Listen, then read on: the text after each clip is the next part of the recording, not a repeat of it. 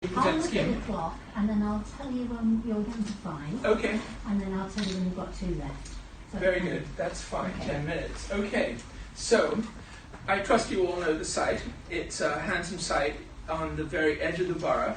I went to architecture school, my college years were in New York City on Park Avenue, on a very different Park Avenue from this Park Avenue here.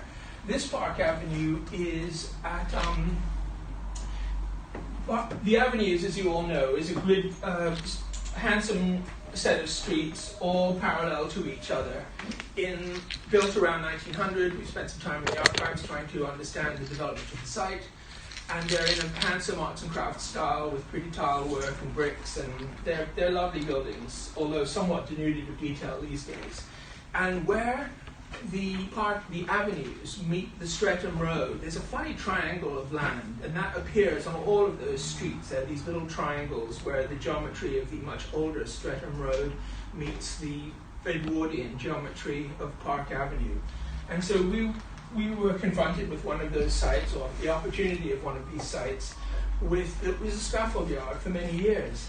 And so we've got to know the owner and the development of the site through doing some work a little bit down the road at the Croydon Mosque, where we've done a new wing, and which you can see some pictures of there. And so after having a successful collaboration there, they said, well, look, there's this site, needs some attention. And so we've been spending an awful long time designing this. Perhaps some of you all were present at the previous design review panel that saw this one. I was there. Okay, well, it came to the design review panel last year. We've already seen the notes. Yeah, and so the key thing is that we've taken on board your ideas and we think made a much better scheme. Previously, we had arranged a series of structures all kind of in a row, like a little mews or a terrace, inspired by the lovely almshouses that we all love so much here in London. But then one of the motifs that came from our conversations with you all was that actually, because they didn't all seem to look at a blank elevation here, that there should be more visual interest. And so what we've done is we've created a tree in the middle and kind of reconfigured these things to kind of look in at this kind of tree or a shared kind of yard. And that seemed to work better.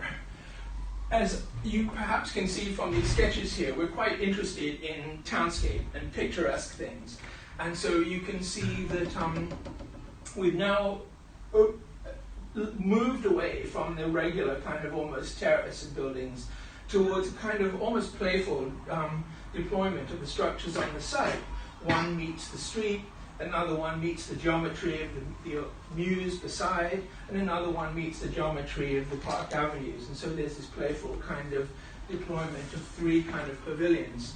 And we've also removed a unit, so there's a bit more space, and there's a bit more breathing space for the project. And we've also merrily kind of looked at the building from lots of different ways, with a view to trying to add something picturesque to the townscape around there, which I think is really important. It's quite regular, the streets of Park Avenue. And here you've got this kind of triangular site where these 2 geometries come together. So we thought, well, here's an opportunity. So there's this kind of curious view of a series of different rooftops rising as you see it from Streatham Road. There's this axial view down Park Avenue with this little kind of low-slung, barrel-vaulted space. Another change that was suggested by the excellent Chen, our developer friend, is the denser part of the site was actually now meets where the old house is next door here. So you can see the one in the middle slightly taller than the other ones, 2 low-slung, kind of cheerfully barrel-vaulted structures, and then one that's slightly taller in the middle. In terms of the architectural skin, cladding, it's much inspired by the arts and crafts architecture that we adore. And so we've been traveling around the local townscape looking at the cheerful Italianate shopping parade on Streatham Road, some of the amazing arts and crafts churches and housing that characterize this part of Mitcham and the edge of Merton.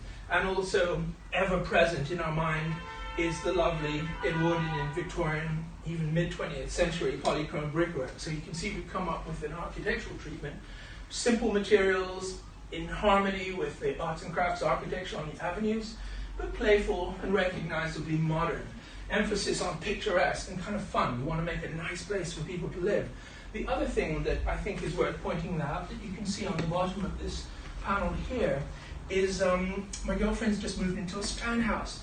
And so I've been hugely enjoying the architecture of span houses and the span developments, where there's this wonderful blend between private spaces immediately in front of the structures and then shared communal gardens. And so, albeit this is not as generous as what you find in span houses, but it's that same idea of a kind of blurring between a kind of shared place, a bench, a place to sit, and then more intimate little protected garden spaces in front of the bedrooms and living rooms on this unit here, the different units. So headlines, once again, we've gone from 6 that seemed a bit too crammed onto the site down to 5. We've tried to kind of playfully deploy these things in a way that respects 3 different geometries going on here, and to ultimately make something picturesque, make something that was fun to come home to, make something that was eye-catching as you walk down Park Avenue. Look, golly, there's something interesting happening down there. And generally trying to meet the client's brief of fitting 5 2-bedroom or 4 2-bedroom, 1 1-bedroom flat, but also trying to do... Sorry? 4. Oh, 4 minutes, plenty of time. Trying to do something that was visually interesting. So there was this little kind of narrative of structures as you look from the street, this axial view down Park Avenue that we thought was important, and then these things gently kind of popping up over the little industrial mews and music studios that characterize that area there. This idea about shared and private spaces is articulated by this sketch. Some of my ma's annotations about plants to use. A Japanese maple tree forming this cheerful focal point with a bench underneath. Here, a mixture of euonymus, rosemary perhaps, lavender, forming low plantings, and then little bushes that give a sense of privacy to the living rooms here, privacy to the living room here, privacy to that living room, but views above. And so, like the span houses that come to really enjoy, there's that sense of your space and the shared space, but there weren't fences and railings between them. It was using plants and trees and benches and things to help demarcate the area between private and shared. Also, we've Katrina has been a great part of the team, giving us lots of suggestions along the way. And so recently, our last pass through this has been to work through the plans, putting in more furniture based on furniture guidelines, making sure there's clearances around the beds, making a few tweaks that have come from, I guess, Jonathan and Katrina, and presumably Paul too, about closing a door off, making a window here. The other thing I think that's pertinent for the project is, while we're limited in views, we're blind to this way, we're blind to that way, we only kind of look out towards the center, as suggested by the design review panel last summer, look out towards the street. We want to get air and light from above, and so you can see there's a series of operable skylights and pattern glazing over the kitchen areas, which kind of bring cheerful light and air vertically, because we don't have so many views out. And so that's one of the things that Katrina has suggested. And what else? I think, well, it's had a kind of series of tweaks, which we've kind of followed. And then what else? Oh, we've been sketching the interiors, trying to make interesting spaces to occupy.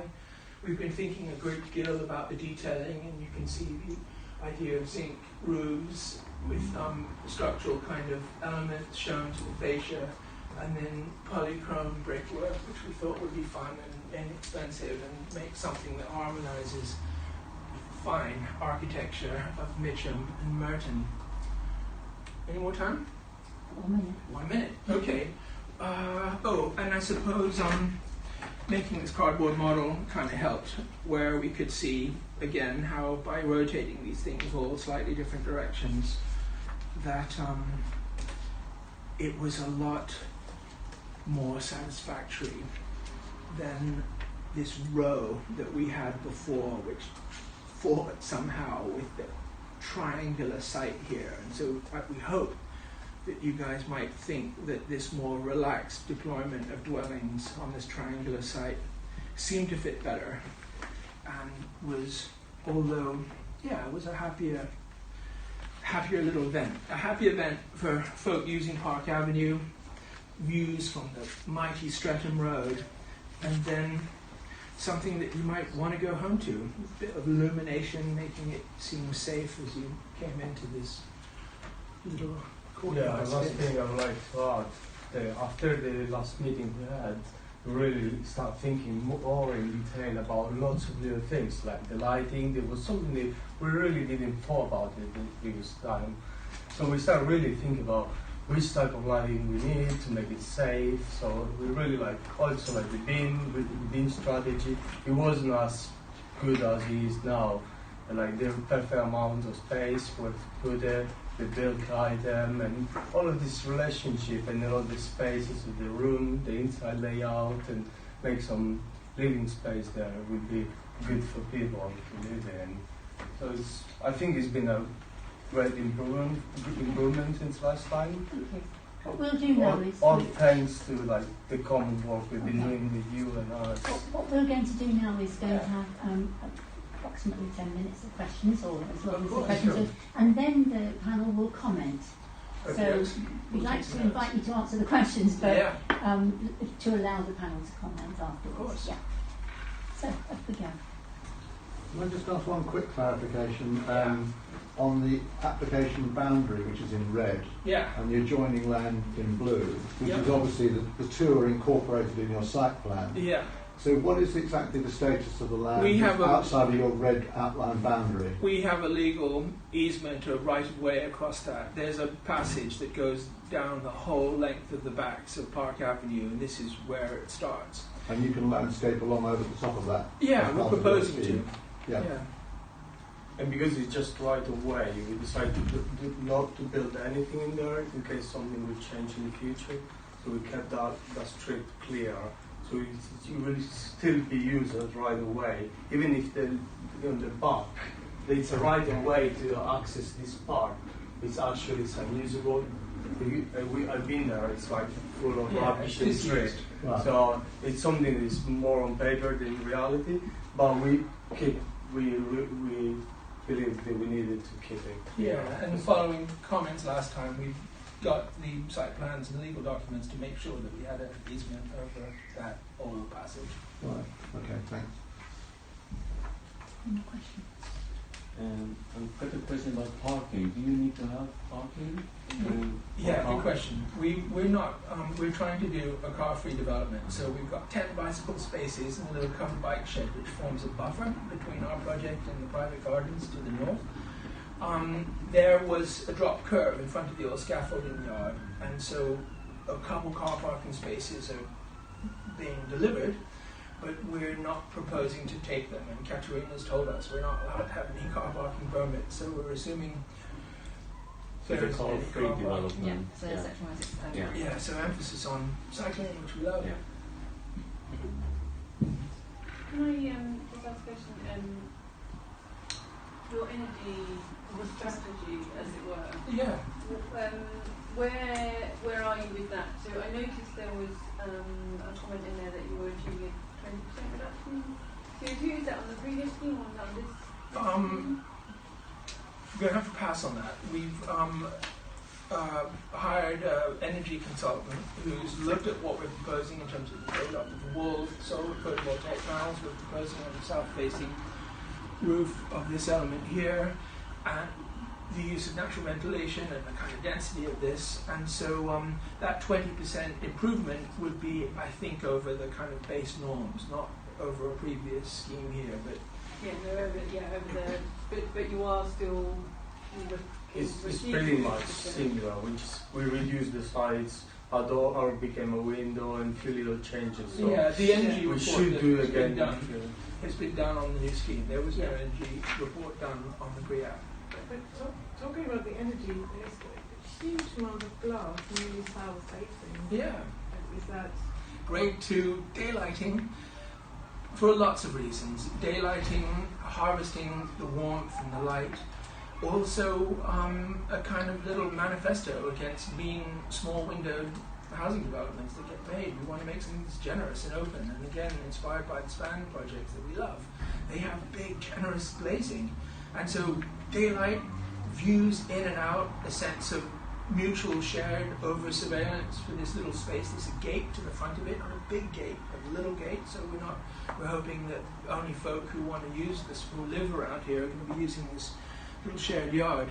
And so I think, we're working with a good services engineer and environmental engineer, and so we're confident we can do some healthy, low energy project. But I would say probably the driver of the glass, which is mostly actually facing west, east, that side, south. There are also little things like this collector for water, so then you can water the garden. That's right, yeah. Collecting the Trying to rainwater. harvest as much rainwater as we can. I mean, the aspiration is, of course, to do a low energy development, but to be honest with you, I think architecture is a driver here. We're trying to do some interesting architecture.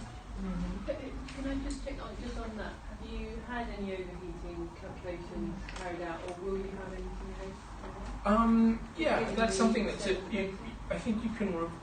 The energy report refers to that. because we've done projects with where you might well end up with blinds or external shutters or systems. Oh, yeah. And then take away or kind of add another element, yet another element to them. Or are you? Yeah, blinds are good. Yeah, well, no, I'm not sure. Yeah, But we It think seems a shame to have a lot of glazing and cover with blinds. Blinds are Just good. sort of get understanding. Okay, well, I think we all live in houses and use our houses in different ways, and there's no question that privacy will be required to this. And this is one of the points that Katrina brought up when we were together a couple of weeks ago, is there was a sense that there's a couple of bedrooms here that meet Park Avenue. And so we're proposing timber shutters, like you see in Georgian houses, where when you're quiet, if you're working a late shift and you're sleeping, you can put timber shutters to protect the space. And so that idea that the user can kind of modify and manipulate the room seems really important. Yeah, it's very easy to close with the blinders, but you can really open more taking the brick out. So we prefer make bigger windows and leave to the user to decide if they want to have more or less. more of a word of caution of like That's good to there know. will be a lot of overheating and something people have to deal with. But that's why we go for lower windows that you can open for natural ventilation. So at the top. So it creates a easier and also more sustainable way to use the building. We like the idea if you're sitting in the couch, you've got a view, and that you're not generally not disposed towards tall, high windowsills. So while the kind of architectural idea is punch windows on the flank elevations and a kind of curtain wall to the front, but these curtain walls have break-in floor panels, and they're deployed where privacy is needed, where furniture is needed, and so they do give a measure of thickness and solar screening to the gable ends. But you can see there's a dramatically different idea, sort of a screen to the gable ends and then punched holes on the flank sides. There's a strong architectural idea there, which we set ourselves some rules that we tried to kind of follow those rules in the design here, which I think is important. Following on your span analogy, is the assumption that the outside of the building footprint, if people are actually going to sort of buy here, they buy the building footprint, but then they perhaps hold a share in a management company for the whole of the management of the common parts? That's a good question. And I think the landscaping idea, well, as far as the message we've had from the client is they don't want to sell them, they want to build it to rent. And so the idea is that this is shared, and the idea is that there were small spaces that were more private where you could put tables out and put some chairs and have a barbecue or whatever. And so vis-a-vis the management of this space, that would be the responsibility of the developer. And but it's not super high maintenance, but it would require some a gardener's attention, obviously. So I'm just thinking, if it's effectively a space serving 5 groups of people, isn't it? Yeah. And so although I can understand you're looking out from your living room or something, but ultimately people upstairs may want to come down and use that space as well. So I think in the design of the common courtyard, Yep. you need to anticipate that it cannot be dominated just by 3 people if 5 people are paying for it. Absolutely, definitely. So that's why these little strips were really the ones that we thought were could be colonised by the different units. Yeah. And then beyond this, there are a series of upper kind of outdoor spaces, one there, and so freely admit there isn't a whole lot of space, but we tried to make the best out of all the little triangles we found here and there. I know your mother's doing the landscaping.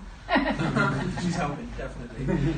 I would go for a slightly bigger tree than a Japanese maple. Okay. Give you more height. If people are going to have to use the space under the canopy, Yeah, I'd go for something higher than a Japanese maple. I'll feed that back. Okay. Only because I think the pressure is on the ground plane. Absolutely. So, and I think you may find yourself, in order for people to have seats and footprints, etc., you may want to find that you've actually got a bit more paving, a little bit less greenery, which when it comes down to the using of the space really. Yeah, we ran this stuff by a really good landscape architect in our way, and he suggested a birch that had 2 strands to it. Would that be better? Well, that would have a higher canopy, yes. Okay. It's probably a Betula Jackmontii with the white stems and split fork as well, which you can get. So that would be something you should consider as well in the detail. It's got very light foliage as well, Yeah. because you don't really want to find that you created this space, then you're putting in a tree, which is putting in a lot of shade Yeah. at the same time, and it's deciduous as well. So I think there are detail points to consider when you're looking at how that space works and the amenity of it as well. Have we stopped asking questions? Yes. Or shall I go on to other One more question. One more question, then we'll go to comments. Just a quick question. How many square meters of outdoor space do you have? Of overall floor space. Not outdoor space minus the path that belongs to someone else. Yeah, or Just on. don't know. I would say probably maybe about 200, but I don't know. Any guess? So basically, the garden itself is 65.8. Oops. Okay. Well, that's not necessarily including the various terraces and things. And then there's back shed separately calculated. Yeah, there's a bunch of terraces here. Yeah, and the terrace are not included as well. It's just the main space. It's plus 6 plus. Bigger than that. I hope so. Yeah, we'll find out. Okay. I think it's probably about right minus the. Yeah, because that's just the garden itself, and with the back shed and the terrace, we don't consider. We might have to get back to you on that one. If you want a more precise number. Right, okay, we're going to now go on to comments. Yeah. So, The point about this is that you don't need to feel obliged to come back yeah, to everything that's said. So Yeah. it's mostly for you For the to panel. absorb. Yeah, of course. for the panel. Who would like to start? Okay, you start. Yeah. So I enjoyed your precedents on the first page. I thought they were really lovely precedents, and I was struck by how playful this scheme is, which on one hand is a delight, on the other, in places it felt slightly imposing to me. So there was a few uncomfortable moments where looking down the street it was quite imposing on the street for me. I understand your desire for the glazing. I think that's quite clear. My particular concern would be with overheating and the need to then cover those windows with either external shutters or blinds. Whilst the occupant does have a choice to close those, if they are internal blinds, then the heat is already into the building. and so you're sort of fighting a losing battle, as it were. So I'd suggest that overheating calculations should be carried out to determine the extent of overheating, if that is a problem for the scheme or not. It would be nice to know a little bit more about the energy strategy. I think understanding how the dwellings are heated would be interesting. I understand that's in your energy report. Yeah. The bike store at the end, that I thought it was a nice touch. I just felt like it could do with a door on it or some more security to it. Personally, if that was my bike in there, I think having an open shelter is a little bit risky in case someone comes down. I mean, it's quite tucked away in the corner, so easy to spend time unpicking the lock. I had a few queries about how you might clean some of those glass roofs. Some of them are kind of tucked against other buildings. So just a thought about that. Yeah, I think that's probably it. Yes, on the ground floor, on your facade facing Park Avenue, it seems as if you've actually given space to make the pavement wider.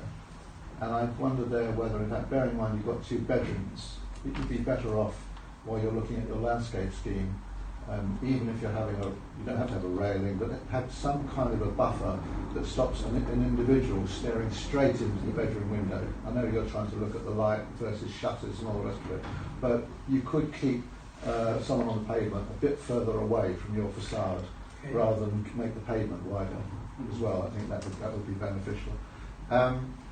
Some of the internal layouts, I think you've got a real challenge because you've created interesting spaces, but then you've got them awkward spaces to try and reconcile. And I think there would be some merit in rescheduling what it is you've got to do in certain areas like the kitchens, because there are no sinks shown at the moment, for instance.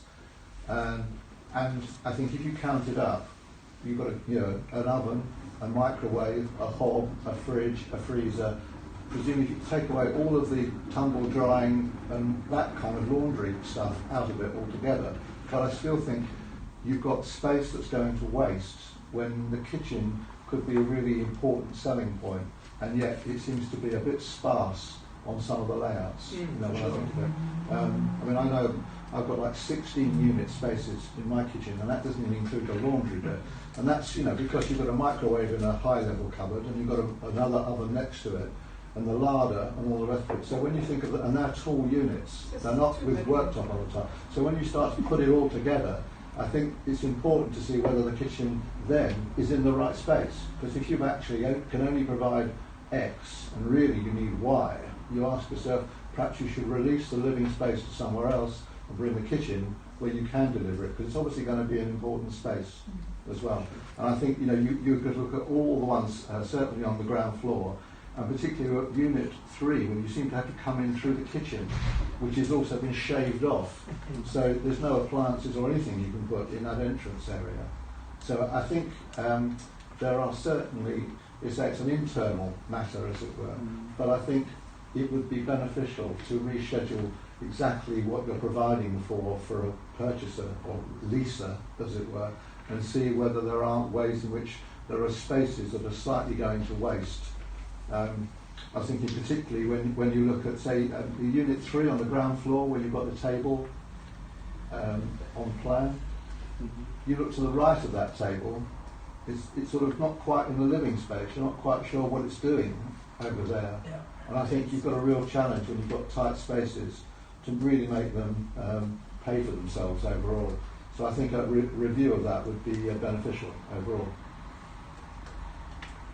On the gable end of the adjoining property, presumably you can put climbers up on that and put that as part of your landscape scheme. As if you're all looking down in this direction at the moment, there's no planting along that blank wall. Or, no, further along. There. That. Yes, along there. Yeah. Sounds good.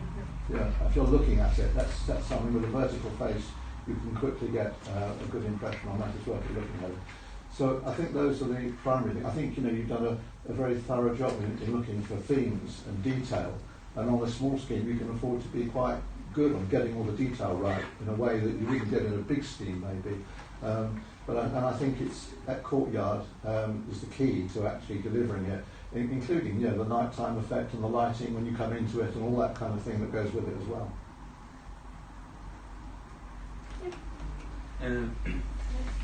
I know it's quite difficult, but it would be great if all the flats would have a private space. I think you've got some of them, but not all of them. I mean, the ones on the ground floor, you've given them some space. And there are 2 terraces, but I'm not quite sure one of the terraces is actually outside space for a specific flat or not. I can't remember now. I think that is that. It's hard to get it, but I think it would be beneficial if they could all have this small private space of their own, if we can achieve it. And I certainly agree with you about this, the walls facing the street. I didn't know yet actually you've got some more space, but it would be great not to have these bedrooms right outside, and I think that would help a great deal of some landscaping to give it a bit of privacy. The only other point I have here is the scheme is playful, interesting, but this is the idea of the curved roof. Is this, I mean, there's nothing wrong with the curved roof, but is it because you like curved roof, or is it because your inspiration from your inspiration is from other buildings that you like, or within the street area nearby, or? All of the above. All of it. Yeah. Like the curved roofs, and also wanted to have different sorts of roofs, so there would be some mixture. Yeah. Picturesque. Yeah. And also for lighting. Yes. I mean, I don't want to interfere in the design at all, but I would have thought it could actually look quite attractive with also pitch roof, because you've got different heights and things. It could be a little bit more altogether playful, but also with pitch, different angles and all that. That could also, that's another way of approaching it. But I just wonder whether you actually explore that or not. It's just a comment, it's not a criticism.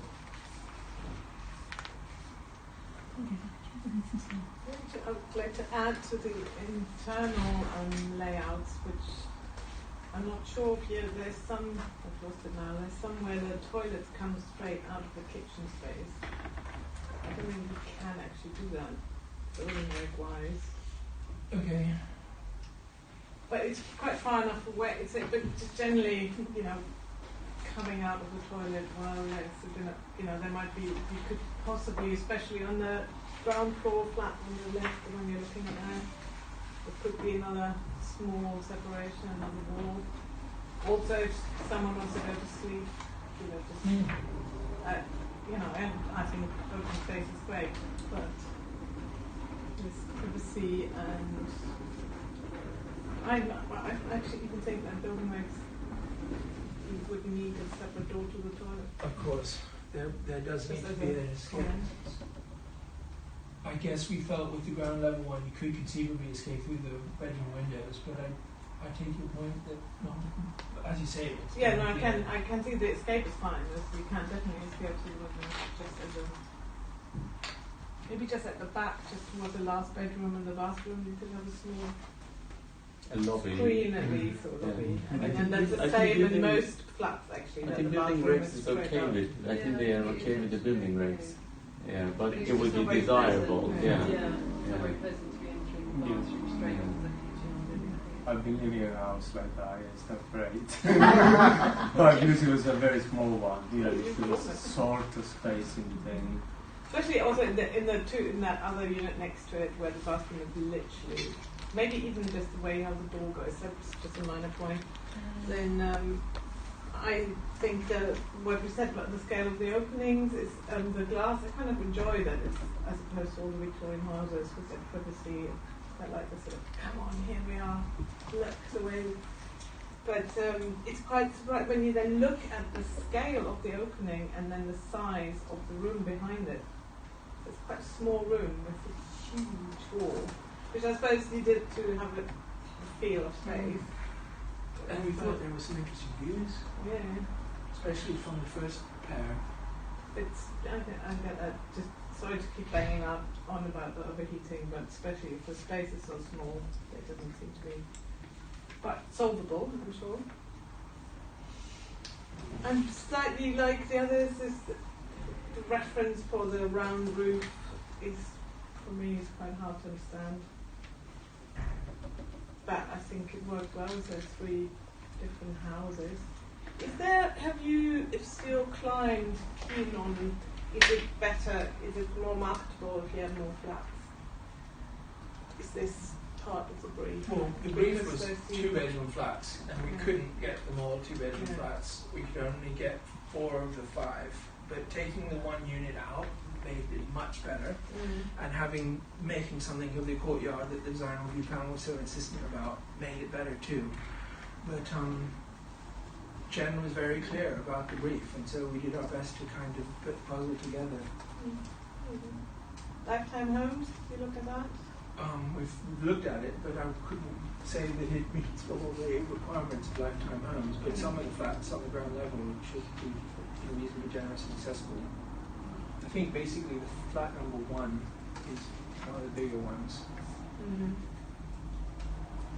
And then just one last thing about the outside space, because a London plan now says you have to have at least 10 square metres for a child, and these could be conceivably 6 children there or 5 children, so you would need 50 square metres for them, minus the bins, minus the staircases, etc.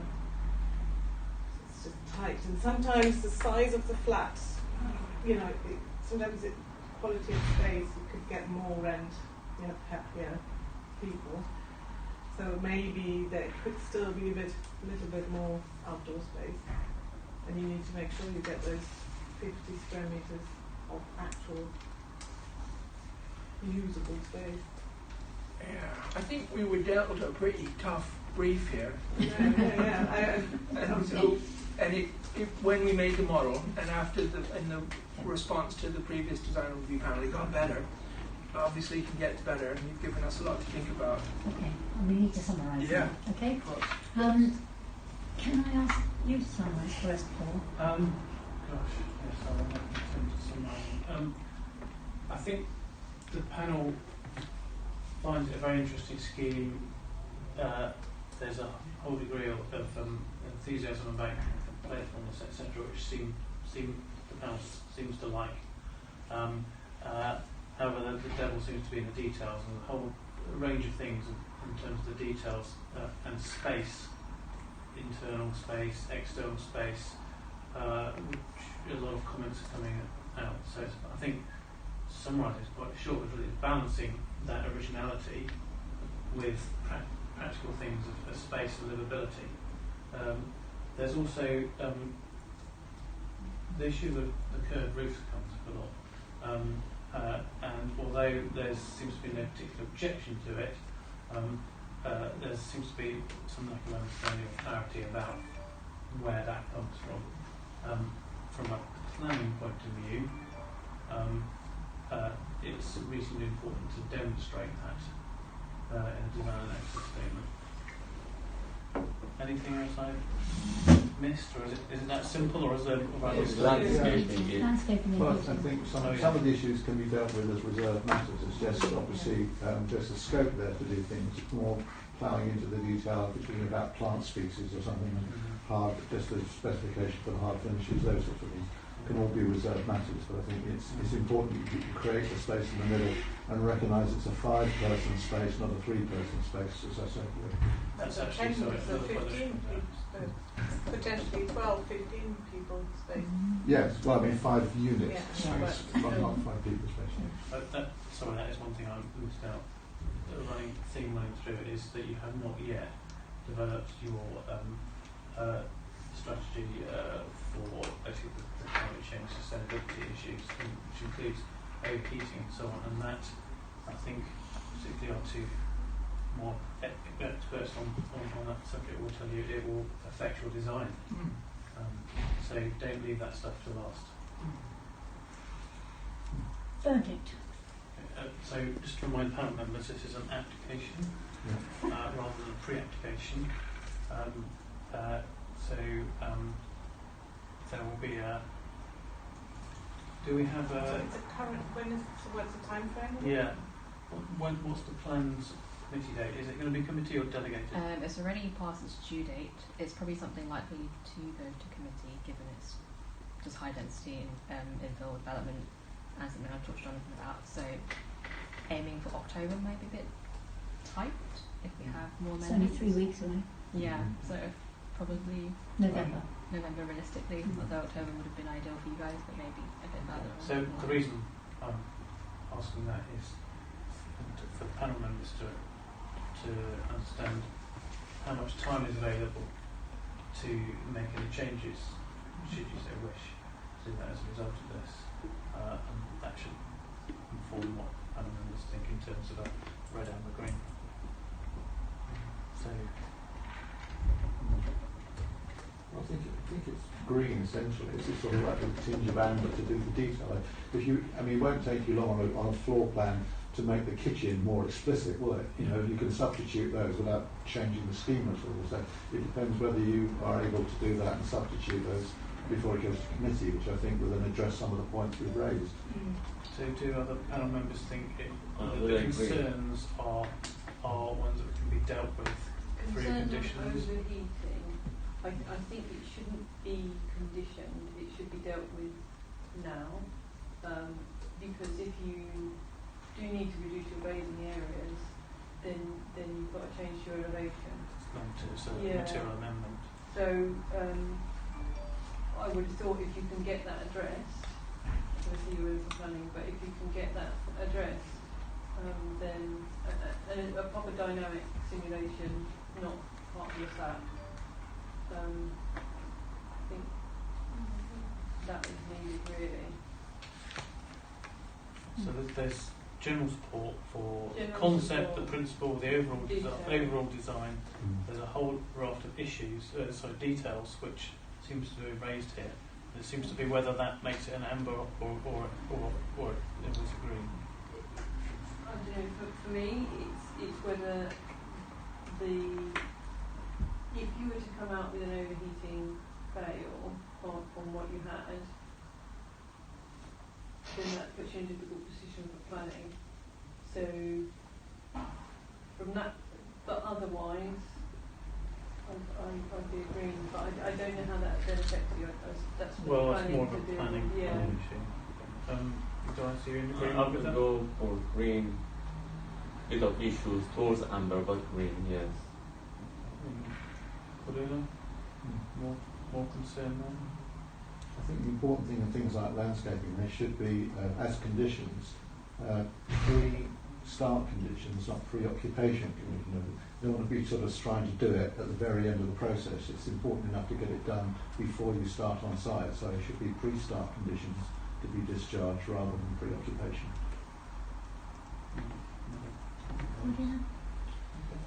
How do I feel? I mean, this, again, also more green. But I've had slides. Is it the right mix of flat sizes? Wouldn't it be better to have less bigger ones for the area, even in terms of what you could yield from it? But I mean, that's a. Okay. Right. Nobody's saying it's definitely an amber. Everybody wants to give a green, it seems, but there's a load of details which need to be sorted out. And I think that's a message which you guys really need to take away from this is don't let the panel down in a way, is I suppose. Is that right to say?